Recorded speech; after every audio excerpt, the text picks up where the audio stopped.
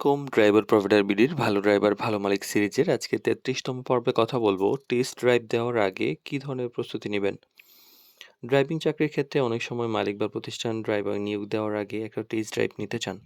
এর মাধ্যমে তারা বুঝতে চান যে ড্রাইভার বাস্তবে কতটা দক্ষ, কতটা সতর্ক এবং গাড়ি কতটা নিয়ন্ত্রণে চালাতে পারেন। অনেক সময় দেখা যায় ভালো ড্রাইভার হয়েও প্রস্তুতি না নেওয়ার ফলে টেস্ট ড্রাইভে ভালো করতে পারেন না। তাই আগে থেকে কিছু বিষয় যদি আপনারা জানেন তাহলে বিষয়টা সহজ হয়। প্রথমত মানসিক প্রস্তুতি রাখুন। টেস্ট ড্রাইভকে ভয়ের কিছু মনে করার দরকার নাই। অনেকে অতিরিক্ত নার্ভাস হয়ে যান, ফলে ভুলে যান। এক্ষেত্রে শান্ত থাকুন, আত্মবিশ্বাস রাখুন, ধীরে ধীরে নিয়ন্ত্রিতভাবে গাড়ি চালান। মনে রাখবেন এখানে কেউ আপনার রেস দেখতে চায় না, বরং নিরাপদ ড্রাইভিং কিন্তু সবচেয়ে বেশি গুরুত্বপূর্ণ। গাড়ির অবস্থা দেখে নিন এবং রুট প্ল্যান দেখে নিন। যে এলাকায় ড্রাইভ করতে যাবেন, সেই এলাকার রুট সম্পর্কে একটু ধারণা রাখবেন এবং গাড়িতে বসার পর হঠাৎ চালু না করে কয়েকটা বিষয় খেয়াল করবেন যে, সিটের অবস্থান ঠিক আছে কিনা, মিরর সেট করা আছে কিনা, ব্রেক গিয়ার স্বাভাবিক আছে কিনা, স্টার্টিং পয়েন্টটা কোথায়, হ্যান্ড ব্রেক কাজ করছে কিনা। এতে গাড়ি চালানোর ব্যাপারে আপনি বেশ নিয়ন্ত্রণে থাকবেন এবং কোনো ঝামেলা পরবর্তীতে হবে না।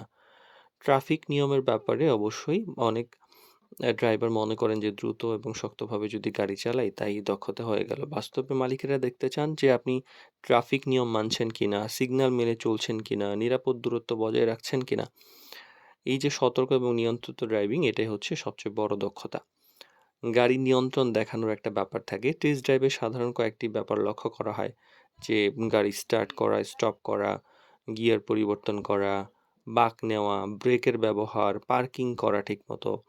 এইগুলা মানে ধৈর্য ধরে গাড়ি চালানোর জন্য অনেক বেশি গুরুত্বপূর্ণ। আচরণও কিন্তু লক্ষ্য করা হয়।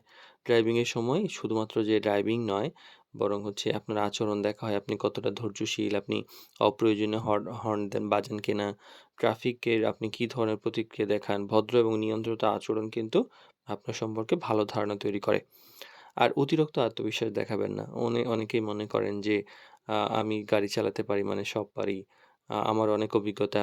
তারপর অনেকে এরকম অভিজ্ঞতাওয়ালা নিয়ে গিয়ে দেখেছি যে তারা গাড়ি ঠিকমতো স্টার্টই দিতে পারছেন না।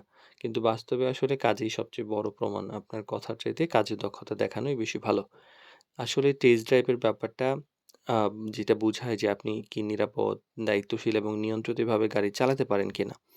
আর সঠিক প্রস্তুতি নিয়ে যদি আপনি টেস্ট ড্রাইভে দিতে চান তাহলে আত্মবিশ্বাস বাড়ে, ভালো করার সম্ভাবনা বেশি থাকে। শান্তভাবে নিয়ম মেনে ধৈর্য ধরে গাড়ি চালালেই কিন্তু ভালো করা সম্ভব।